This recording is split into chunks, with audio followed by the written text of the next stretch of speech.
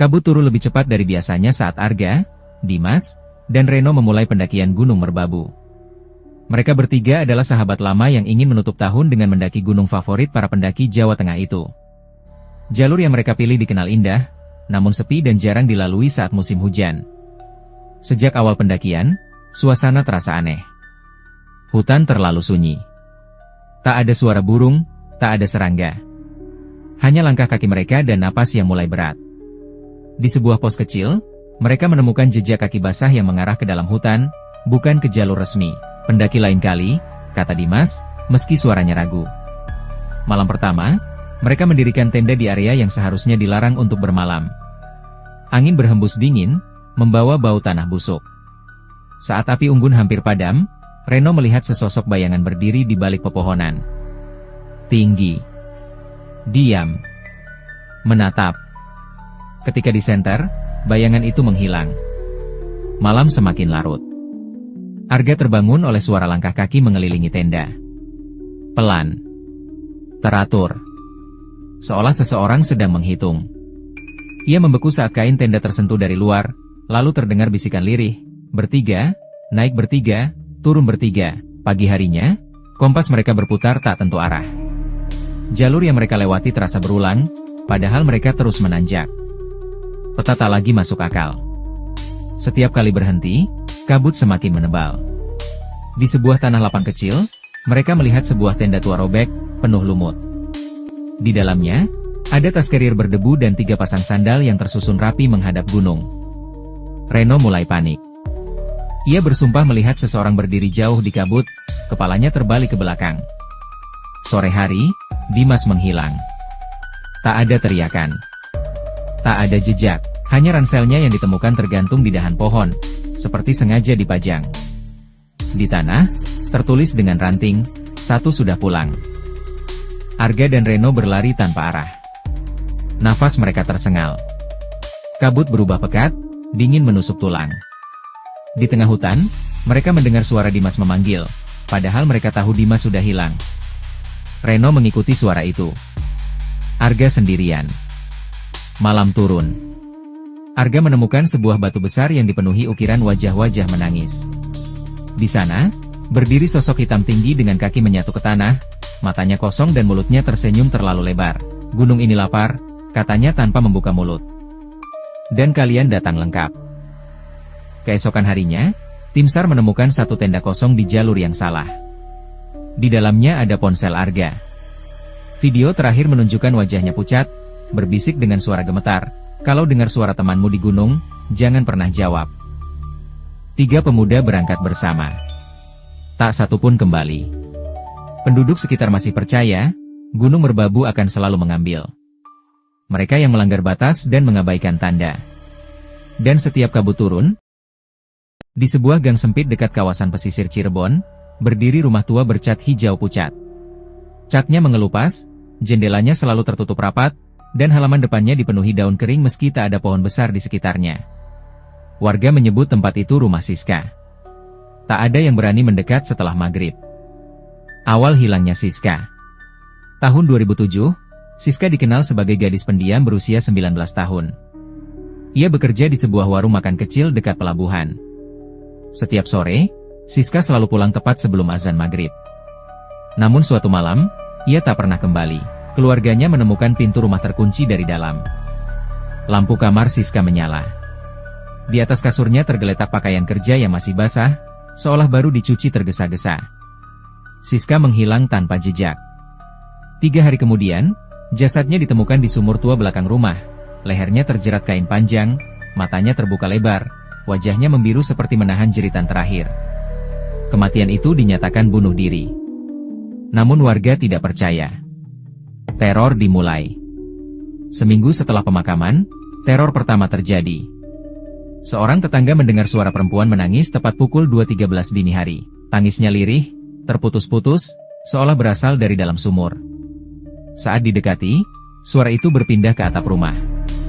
Malam berikutnya, lampu kamar Siska menyala sendiri. Warga mulai melihat sosok perempuan berbaju putih kusam, rambut panjang menutupi wajah, berdiri di depan jendela kamar Siska sambil menunduk. Jika dipanggil, kepalanya akan terangkat perlahan, menampakkan wajah pucat dengan senyum retak yang terlalu lebar. Rahasia yang terbongkar. Seorang sesepuh kampung akhirnya membuka rahasia yang lama disembunyikan. Siska bukan bunuh diri. Ia dibunuh oleh seseorang yang dikenal warga, seorang pria yang sering mengantarnya pulang. Siska hamil, dan pria itu menolak tanggung jawab. Malam itu, pertengkaran terjadi di dekat sumur. Dalam kepanikan, Siska dicekik dan tubuhnya dibuang. Kasus ditutup paksa. Keadilan tak pernah datang. Malam puncak teror. Teror memuncak saat malam Jumat Kliwon.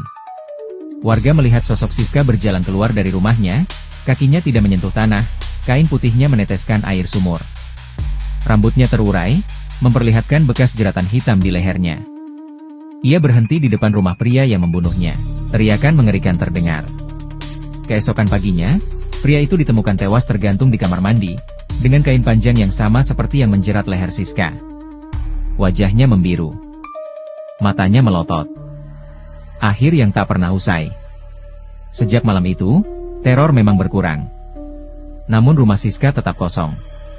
Kadang, jika melewati gang itu terlalu malam, orang-orang masih melihat lampu kamar menyala. Di sebuah gang sempit dekat kawasan pesisir Cirebon, berdiri rumah tua bercat hijau pucat.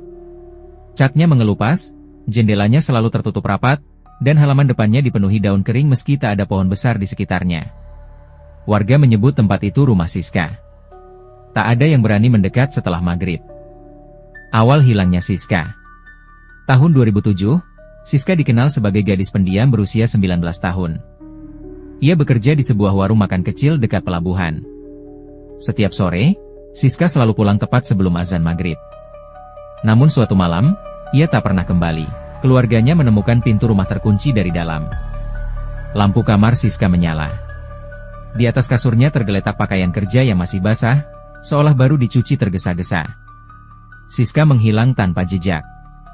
3 hari kemudian, jasadnya ditemukan di sumur tua belakang rumah. Lehernya terjerat kain panjang, matanya terbuka lebar, wajahnya membiru seperti menahan jeritan terakhir. Kematian itu dinyatakan bunuh diri. Namun warga tidak percaya. Teror dimulai. Seminggu setelah pemakaman, teror pertama terjadi. Seorang tetangga mendengar suara perempuan menangis tepat pukul 2.13 dini hari. Tangisnya lirih, terputus-putus, seolah berasal dari dalam sumur. Saat didekati, suara itu berpindah ke atap rumah. Malam berikutnya, lampu kamar Siska menyala sendiri. Warga mulai melihat sosok perempuan berbaju putih kusam, rambut panjang menutupi wajah, berdiri di depan jendela kamar Siska sambil menunduk. Jika dipanggil, kepalanya akan terangkat perlahan, menampakkan wajah pucat dengan senyum retak yang terlalu lebar. Rahasia yang terbongkar. Seorang sesepuh kampung akhirnya membuka rahasia yang lama disembunyikan. Siska bukan bunuh diri. Ia dibunuh oleh seseorang yang dikenal warga, seorang pria yang sering mengantarnya pulang. Siska hamil, dan pria itu menolak tanggung jawab. Malam itu, pertengkaran terjadi di dekat sumur. Dalam kepanikan, Siska dicekik dan tubuhnya dibuang. Kasus ditutup paksa. Keadilan tak pernah datang. Malam puncak teror. Teror memuncak saat malam Jumat Kliwon. Warga melihat sosok Siska berjalan keluar dari rumahnya, kakinya tidak menyentuh tanah, kain putihnya meneteskan air sumur. Rambutnya terurai, memperlihatkan bekas jeratan hitam di lehernya. Ia berhenti di depan rumah pria yang membunuhnya. Teriakan mengerikan terdengar. Keesokan paginya, pria itu ditemukan tewas tergantung di kamar mandi, dengan kain panjang yang sama seperti yang menjerat leher Siska. Wajahnya membiru. Matanya melotot. Akhir yang tak pernah usai. Sejak malam itu, teror memang berkurang. Namun rumah Siska tetap kosong. Kadang, jika melewati gang itu terlalu malam, orang-orang masih melihat lampu kamar menyala. Kabut turun lebih cepat dari biasanya saat Arga, Dimas, dan Reno memulai pendakian Gunung Merbabu. Mereka bertiga adalah sahabat lama yang ingin menutup tahun dengan mendaki gunung favorit para pendaki Jawa Tengah itu. Jalur yang mereka pilih dikenal indah, namun sepi dan jarang dilalui saat musim hujan. Sejak awal pendakian, suasana terasa aneh. Hutan terlalu sunyi. Tak ada suara burung, tak ada serangga. Hanya langkah kaki mereka dan napas yang mulai berat. Di sebuah pos kecil, mereka menemukan jejak kaki basah yang mengarah ke dalam hutan, bukan ke jalur resmi. Pendaki lain kali, kata Dimas, meski suaranya ragu. Malam pertama, mereka mendirikan tenda di area yang seharusnya dilarang untuk bermalam. Angin berhembus dingin, membawa bau tanah busuk. Saat api unggun hampir padam, Reno melihat sesosok bayangan berdiri di balik pepohonan. Tinggi. Diam. Menatap. Ketika disenter, bayangan itu menghilang. Malam semakin larut. Arga terbangun oleh suara langkah kaki mengelilingi tenda. Pelan. Teratur. Seolah seseorang sedang menghitung. Ia membeku saat kain tenda tersentuh dari luar, lalu terdengar bisikan lirih. Bertiga, naik bertiga, turun bertiga. Pagi harinya, kompas mereka berputar tak tentu arah. Jalur yang mereka lewati terasa berulang, padahal mereka terus menanjak. Peta tak lagi masuk akal. Setiap kali berhenti, kabut semakin menebal. Di sebuah tanah lapang kecil, mereka melihat sebuah tenda tua robek, penuh lumut. Di dalamnya, ada tas carrier berdebu dan 3 pasang sandal yang tersusun rapi menghadap gunung. Reno mulai panik. Ia bersumpah melihat seseorang berdiri jauh di kabut, kepalanya terbalik ke belakang. Sore hari, Dimas menghilang. Tak ada teriakan. Tak ada jejak, hanya ranselnya yang ditemukan tergantung di dahan pohon, seperti sengaja dipajang. Di tanah, tertulis dengan ranting, "1 sudah pulang." Arga dan Reno berlari tanpa arah. Nafas mereka tersengal. Kabut berubah pekat, dingin menusuk tulang. Di tengah hutan, mereka mendengar suara Dimas memanggil, padahal mereka tahu Dimas sudah hilang. Reno mengikuti suara itu. Arga sendirian. Malam turun. Arga menemukan sebuah batu besar yang dipenuhi ukiran wajah-wajah menangis. Di sana, berdiri sosok hitam tinggi dengan kaki menyatu ke tanah, matanya kosong dan mulutnya tersenyum terlalu lebar. "Gunung ini lapar," katanya tanpa membuka mulut. "Dan kalian datang lengkap."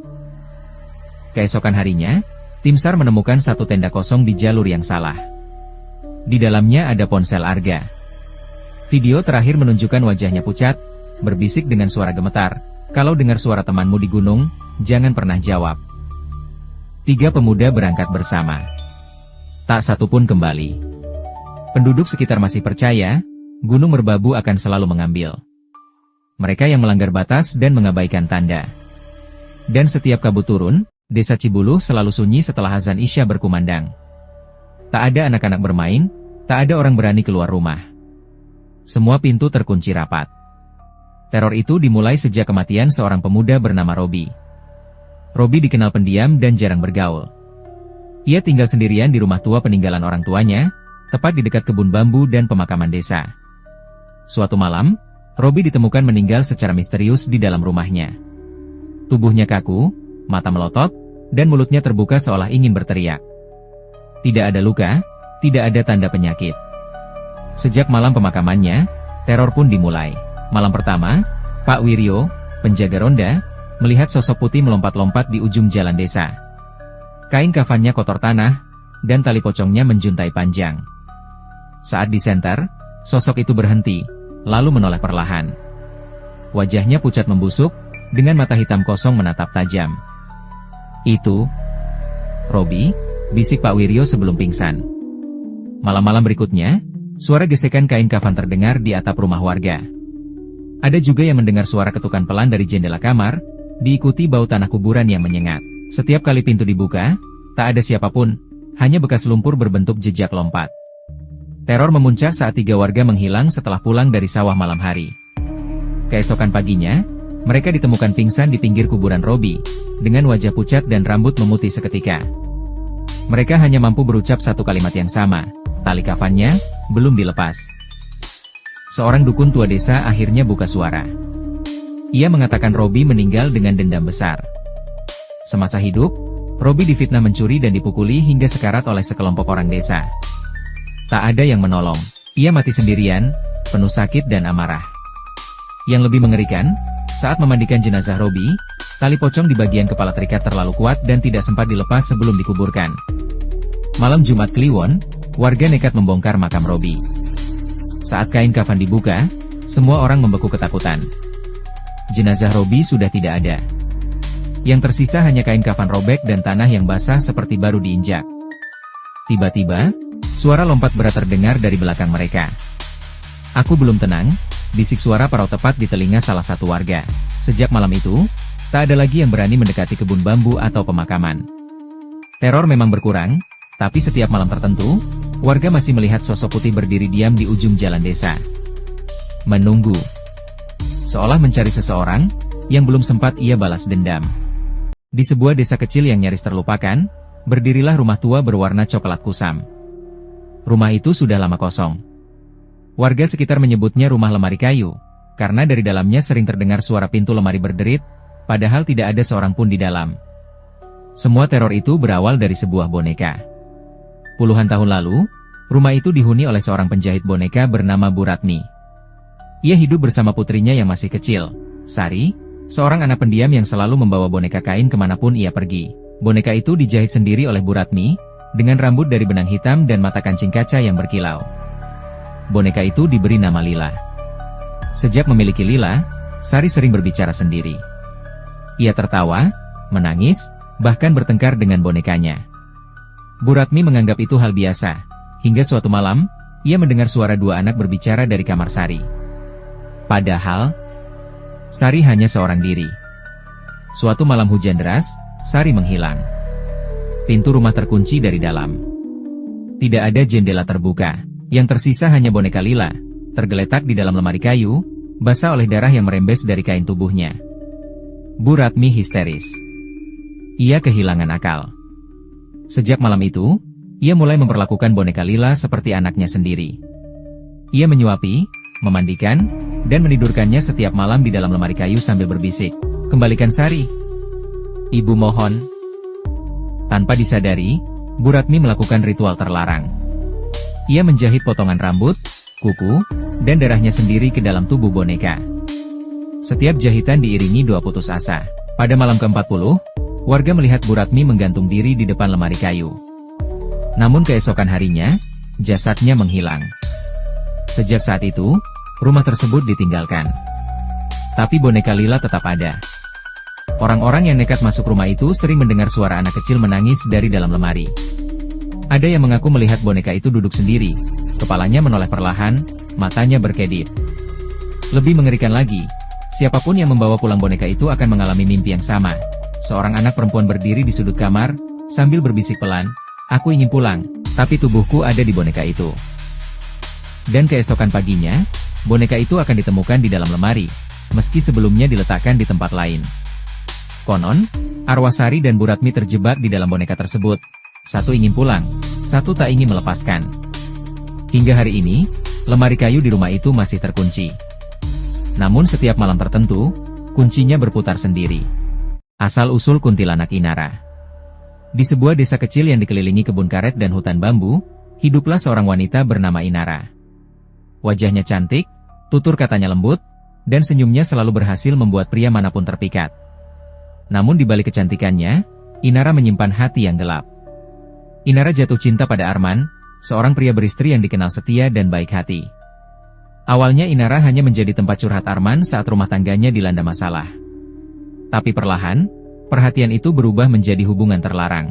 Inara dengan sengaja merayu, memikat, dan menanamkan racun kebencian di hati Arman terhadap istrinya. Desas-desus pun menyebar. Istri Arman, Ranti, sering terlihat menangis, tubuhnya semakin kurus, dan matanya kosong seolah kehilangan harapan. Hingga suatu malam, Ranti ditemukan gantung diri di kamar belakang rumahnya. Warga desa geger, dan nama Inara mulai disebut-sebut sebagai penyebab kehancuran rumah tangga itu. Namun karma tidak datang secara perlahan. Setelah kematian Ranti, Arman mendadak menjauhi Inara. Ia diliputi rasa bersalah dan ketakutan. Terlebih sejak sering bermimpi didatangi sosok wanita berambut panjang dengan wajah pucat dan mata berdarah. Inara yang merasa ditinggalkan mulai kehilangan kewarasan. Saat ia menyadari dirinya hamil, Arman justru menghilang tanpa kabar. Warga desa yang sudah lama membenci Inara semakin menjauhinya. Tak ada yang mau menolong ketika perutnya membesar dan tubuhnya melemah. Pada suatu malam hujan deras, Inara melahirkan seorang diri di rumah kayu tua di pinggir hutan. Jeritan kesakitan bercampur petir yang menyambar-nyambar langit. Bayi itu lahir dalam keadaan tak bernyawa, diikuti Inara yang kehabisan darah. Sebelum mengembuskan napas terakhir, Inara menjerit penuh dendam dan sumpah serapah. Aku tak akan pergi, aku akan menuntut semuanya. Keesokan paginya, warga menemukan jasad Inara tergeletak bersimbah darah, rambutnya kusut menutupi wajah, dan senyum aneh terukir di bibirnya. Sejak malam itu, desa tak pernah benar-benar tenang. Warga sering mendengar tangisan wanita di tengah malam, disusul tawa melengking dari arah rumah kosong dan pepohonan bambu. Sosok wanita berbaju putih dengan perut robek dan rambut panjang menjuntai sering terlihat menggendong bayi. Matanya merah menatap penuh kebencian. Mereka menyebutnya kuntilanak Inara. Konon, arwah Inara gentayangan mencari pria-pria yang berselingkuh dan wanita yang merusak rumah tangga orang lain. Siapapun yang mendengar tangisan bayinya dan menoleh ke belakang, akan ditemukan keesokan harinya dengan wajah membiru dan senyum terkutuk, seolah melihat sesuatu yang tak seharusnya mereka lihat. Di masa ketika hutan masih lebih luas daripada desa, hiduplah seorang pertapa sakti bernama Ki Jagatwana. Ia dikenal sebagai tabib dan pelindung desa di kaki gunung. Namun, di balik kebijaksanaannya, Ki Jagatwana menyimpan ambisi terlarang, keabadian dan kekuatan mutlak. Suatu malam Jumat Kliwon, ia menemukan naskah kuno terlarang di dalam gua berlumut. Naskah itu berisi ritual pemanggilan kekuatan alam paling gelap, kekuatan yang berasal dari amarah bumi dan darah manusia. Syaratnya mengerikan, memakan jantung manusia yang masih hidup selama 7 malam berturut-turut. Awalnya Ki Jagatwana menolak. Namun ketakutan akan kematian dan haus kuasa perlahan mengalahkan nuraninya. Korban pertama adalah seorang pengelana yang tersesat. Malam demi malam, ritual itu mengubah tubuh sang pertapa. Kulitnya mengeras dan menghitam kehijauan, giginya memanjang, kukunya berubah seperti cakar, dan tubuhnya membesar tak wajar. Pada malam ketujuh, ritual itu gagal disempurnakan. Penduduk desa memergoki Ki Jagatwana di tengah pemujaan berdarah. Mereka berdoa, memukul kentongan, dan memanggil doa-doa penolak bala. Energi ritual yang belum sempurna meledak, mengutuk sang pertapa selamanya. Ki Jagatwana tidak mati, namun juga tak lagi manusia. Tubuhnya berubah menjadi raksasa berkulit hijau, bermata merah menyala, dengan bau tanah dan darah yang menusuk. Sejak saat itu, ia dikenal sebagai Buto Ijo, makhluk rakus yang hidup dari daging manusia, terutama anak-anak dan orang yang serakah. Konon, Buto Ijo tidak hanya memangsa tubuh, tetapi juga keserakahan manusia. Ia muncul di desa-desa yang penuh iri, tamak, dan pengkhianatan. Langkahnya berat, suaranya menggeram seperti pohon tua yang patah, dan kemunculannya selalu didahului bau anyir serta angin dingin tak wajar. Orang tua zaman dulu percaya, jika terdengar suara tawa berat di tengah malam dari arah hutan, itu bukan angin. Itu pertanda Buto Ijo sedang mencari mangsa baru, dan yang paling mudah ia temukan adalah manusia yang lupa pada batas keserakahannya sendiri. Di masa ketika hutan masih lebih luas daripada desa, hiduplah seorang pertapa sakti bernama Ki Jagatwana. Ia dikenal sebagai Alas Roban dikenal sebagai hutan tua yang sunyi dan memanjang di jalur pantura. Siang hari saja terasa menekan, apalagi saat malam turun dan kabut mulai menyelimuti jalan. Banyak pengendara memilih memacu kendaraan mereka, takut berlama-lama di kawasan terkutuk itu. Malam itu, Raka melintasi Alas Roban sendirian. Jam menunjukkan pukul 2 dini hari. Lampu motornya menembus kabut tipis, hanya cukup menerangi beberapa meter ke depan. Di tengah perjalanan, ia melihat sesosok perempuan berdiri di pinggir jalan. Rambutnya panjang terurai, gaunnya putih kotor berlumur tanah. Raka ragu, tapi rasa kasihan mengalahkan logika. "Mas, boleh minta tolong?" Suara perempuan itu lirih. Raka berhenti. Saat perempuan itu mendekat, hawa dingin langsung menyergap. Bau tanah basah dan anyir darah tercium kuat. Ketika lampu motor menyorot wajahnya, Raka terperanjat, wajah itu pucat, matanya hitam kosong, dan senyumnya terbelah terlalu lebar. Tiba-tiba terdengar tawa melengking, memecah kesunyian Alas Roban. Perempuan itu melayang, kakinya tak menyentuh tanah. Rambutnya menjuntai menutupi wajah, lalu perlahan terangkat memperlihatkan mulut berdarah dan gigi runcing. Kuntilanak Alas Roban menjerit keras, membuat pepohonan bergoyang seolah ikut menjerit ketakutan. Raka jatuh tersungkur. Dalam kepanikan, ia merangkak sambil membaca doa sekuat tenaga. Suara tangisan bayi bergema di telinganya, bercampur tawa kuntilanak yang berputar-putar di antara pepohonan.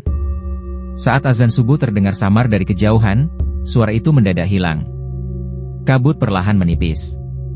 Raka tersadar dirinya tergeletak di pinggir jalan, motornya terbalik, dan tak ada siapa-siapa di sekitarnya. Penduduk sekitar percaya, kuntilanak Alas Roban adalah arwah perempuan yang mati tak wajar di hutan itu.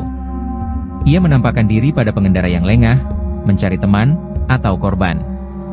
Dan hingga kini, setiap tawa melengking yang terdengar di tengah malam, menandakan satu hal, alas Roban belum pernah benar-benar sepi. Di sebuah desa kecil yang berbatasan dengan kebun tebu, nama Inara masih sering dibisikkan dengan suara pelan. Bukan karena ia pernah hidup bahagia di sana, melainkan karena kematiannya yang menyisakan teror.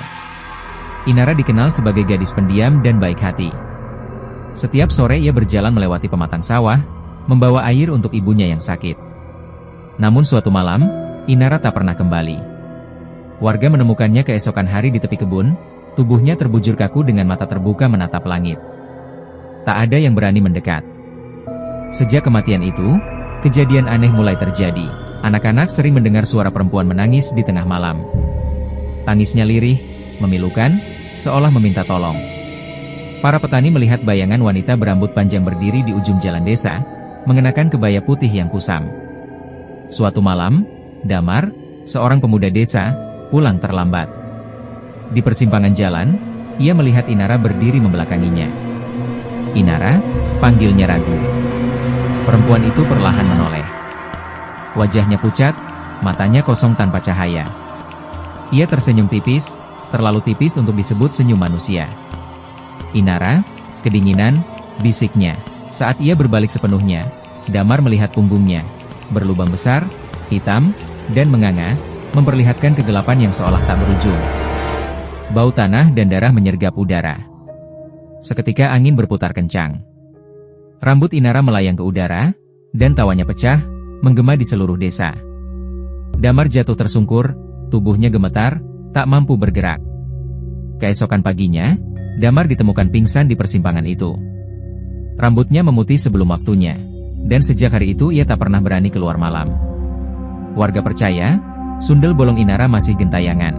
Ia muncul saat bulan purnama, mencari mereka yang berjalan sendirian, mengingatkan desa bahwa dendam dan kesedihan belum pernah benar-benar pergi. Dan bila suatu malam kau mendengar tangisan dari arah kebun, jangan menoleh ke belakang. Di sebuah kampung tua yang jauh dari keramaian kota, ada satu nama yang selalu membuat warga bergidi ketakutan, Jeffrey. Bukan karena ia manusia berbahaya, melainkan karena sosok yang selalu mengikutinya, tuyul hijau. Jeffrey dikenal mendadak kaya. Rumah reotnya berubah menjadi bangunan bertembok tinggi, motornya berganti mobil, dan uang tak pernah habis. Anehnya, setiap malam terdengar suara tawa anak kecil dari halaman rumahnya, meski Jeffrey tak pernah punya anak. Suatu malam, seorang tetangga bernama Arman mengintip dari balik pagar. Di bawah cahaya lampu temaram, ia melihat sosok kecil berkulit hijau pucat, tubuhnya licin seperti katak, matanya merah menyala. Makhluk itu berlari cepat sambil membawa uang, tertawa cekikikan sebelum menghilang ke balik gelap. Keesokan harinya, uang warga banyak yang hilang. Tak ada tanda pencurian. Semua tahu pelakunya bukan manusia. Namun kekayaan Jeffrey mulai menuntut bayaran. Setiap malam, dari dalam rumahnya terdengar jeritan dan tangisan. Warga melihat Jeffrey sering duduk termenung, wajahnya pucat, tubuhnya kurus kering. Katanya, tuyul hijau itu meminta tumbal. Suatu malam Jumat Kliwon, hujan turun deras. Arman kembali melihat sesuatu. Jeffrey berdiri di halaman rumah, dikelilingi 3 tuyul hijau. Salah satunya memanjat tubuh Jeffrey, mencengkeram dadanya, sementara yang lain tertawa keras dengan suara melengking. Pagi harinya, Jeffrey ditemukan tewas. Matanya melotot, mulutnya terbuka seolah menjerit. Anehnya, di dadanya terdapat bekas tangan kecil berwarna hijau. Sejak kejadian itu, rumah Jeffrey kosong. Namun warga masih sering kehilangan uang. Dan pada malam-malam tertentu, terdengar tawa anak kecil dari rumah itu, lebih nyaring, lebih banyak. Konon, tuyul hijau Jeffrey kini tak punya tuan, dan mereka sedang mencari yang baru. Di tengah gemerlap kota Jakarta, berdiri sebuah jembatan tua yang menyimpan kisah kelam, Jembatan Ancol. Siang hari, tempat itu ramai dilalui kendaraan. Namun saat malam tiba, suasananya berubah sunyi, seakan waktu berhenti. Konon, di sanalah arwah seorang perempuan cantik bernama Maryam, yang lebih dikenal sebagai si manis Jembatan Ancol, masih bergentayangan. Maryam adalah gadis desa yang merantau ke Batavia pada masa penjajahan. Wajahnya ayu, tutur katanya lembut. Namun kecantikannya membawa petaka. Ia diperlakukan dengan kejam, disiksa, lalu dibunuh dan jasadnya dibuang ke sungai di bawah jembatan itu. Sejak malam kematiannya, kejadian aneh mulai sering terjadi. Para kusir delman, sopir truk, hingga pengendara motor mengaku melihat seorang perempuan berkebaya putih berdiri di tepi jembatan. Rambutnya panjang terurai, wajahnya cantik namun pucat. Ia sering melambaikan tangan, seolah meminta tolong.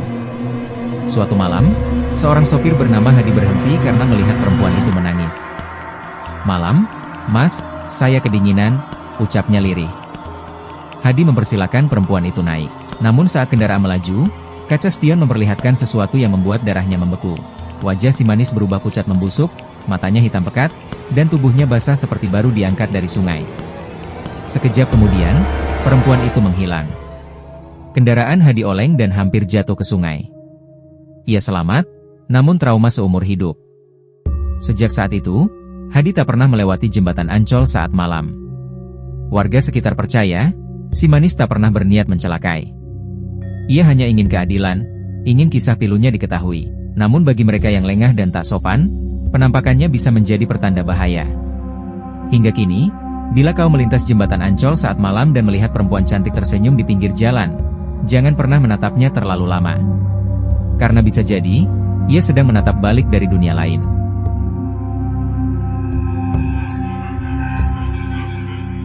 Blok M tak pernah benar-benar tidur. Siang hari dipenuhi lalu lalang manusia, lampu toko, dan suara kendaraan. Namun saat malam semakin larut dan keramaian mereda, ada sisi lain Blok M yang jarang dibicarakan, sisi yang dihuni oleh mereka yang tak kasat mata. Malam itu, Dina pulang kerja lewat Blok M sekitar pukul 12 malam. Terminal sudah sepi, hanya beberapa lampu jalan yang berkedip redup. Saat menunggu ojek online, ia merasa seperti sedang diperhatikan. Dari arah lorong parkiran, tampak seorang perempuan berdiri diam. Rambutnya panjang menutupi wajah, mengenakan pakaian hitam lusuh.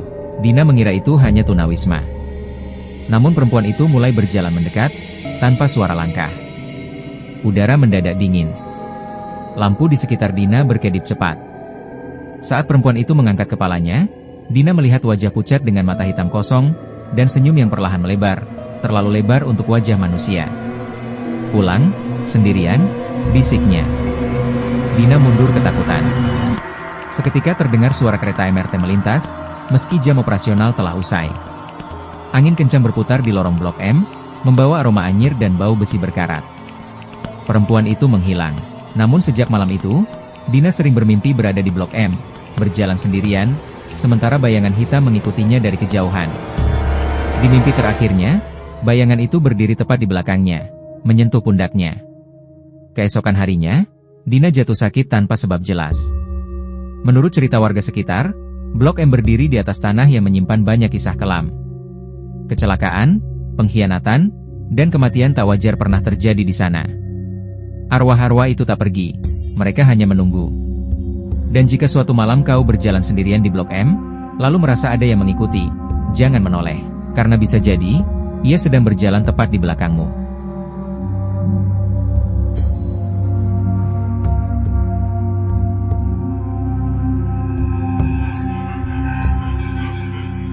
Stasiun tua itu sudah lama tak beroperasi. Relnya berkarat, peronnya ditumbuhi ilalang, dan papan nama hampir roboh. Namun warga sekitar percaya, setiap malam tertentu, kereta hantu masih melintas, dan selalu membawa nama yang sama, Safrie. Safrie dulu adalah petugas sinyal kereta. Ia dikenal rajin dan tak pernah meninggalkan posnya. Hingga suatu malam hujan deras, sistem sinyal rusak, dan sebuah kereta melaju tanpa kendali. Safrie berlari ke tengah rel untuk memberi tanda peringatan. Kereta itu tak sempat berhenti. Tubuh Safrie ditemukan hancur di antara rel, sementara kereta menghilang tanpa jejak. Sejak malam itu, kecelakaan aneh sering terjadi, meski jalur tersebut telah ditutup. Beberapa saksi mengaku melihat kereta tua tanpa nomor, lampunya redup kehijauan, melaju pelan tanpa suara. Di jendela gerbong, tampak penumpang pucat menatap kosong, dan di depan lokomotif, berdiri sosok pria berseragam petugas kereta, wajahnya rusak, matanya hitam berlubang. Itu Safri. Suatu malam, seorang pemuda bernama Rian nekat melintasi rel itu. Saat jarum jam menunjuk pukul 1.11, tanah bergetar. Suara roda besi terdengar pelan, disusul angin dingin menusuk tulang. Kereta itu muncul dari kabut. Safri berdiri di peron, menatap Rian sambil mengangkat tangan, seolah memberi isyarat berhenti. Namun mulutnya terbuka, mengeluarkan suara serak bercampur gesekan besi. Jalur, belum aman. Sekejap kemudian, Rian pingsan. Paginya, Rian ditemukan tergeletak di samping rel. Rambutnya memutih, matanya kosong, dan sejak itu ia tak pernah berani mendekati stasiun. Warga percaya, kereta hantu Safriye masih berjalan setiap malam, memastikan tak ada yang mengulangi kesalahannya. Namun bagi mereka yang mengabaikan peringatan, kereta itu tak akan berhenti. Dan jika suatu malam kau mendengar suara peluit panjang dari rel yang mati, pada masa ketika hutan masih lebat dan desa-desa berdiri sunyi di pinggir jurang, hiduplah seorang pemuda bernama Anis. Ia dikenal pendiam, namun menyimpan amarah dan iri hati yang tak pernah ia ceritakan pada siapapun. Setiap malam, Anis pergi ke hutan larangan, tempat yang dipercaya sebagai wilayah makhluk gaib. Suatu malam, Anis melakukan ritual terlarang demi mendapatkan kekuatan dan kekayaan instan. Ia memanggil entitas hitam penjaga hutan. Ritual itu berhasil, namun dengan harga yang mengerikan. Tubuh Anis perlahan berubah. Kulitnya menghitam seperti arang, tubuhnya membesar, matanya merah menyala, dan taring tajam tumbuh dari mulutnya. Sejak saat itu, ia dikenal sebagai Buto Hitam. Buto Hitam Anis tidak lagi mengenal belas kasihan. Ia muncul saat malam tanpa bulan, berjalan dengan langkah berat yang mengguncang tanah. Suaranya seperti geraman binatang, membuat siapapun yang mendengar langsung gemetar ketakutan. Penduduk desa yang serakah, pendusta, atau berani melanggar pantangan hutan sering menghilang tanpa jejak. Konon, Buto Hitam Anis tidak sepenuhnya jahat. Di balik wujud mengerikannya, masih tersisa jiwa Anis yang menyesal. Ia terkutuk selamanya menjaga hutan, menjadi pengingat bahwa keserakahan manusia selalu berakhir dengan penderitaan. Hingga kini, warga sekitar percaya, jika terdengar langkah berat dan bau tanah hangus di tengah malam, Buto Hitam Anis sedang mengintai, mencari manusia yang berani melanggar batas.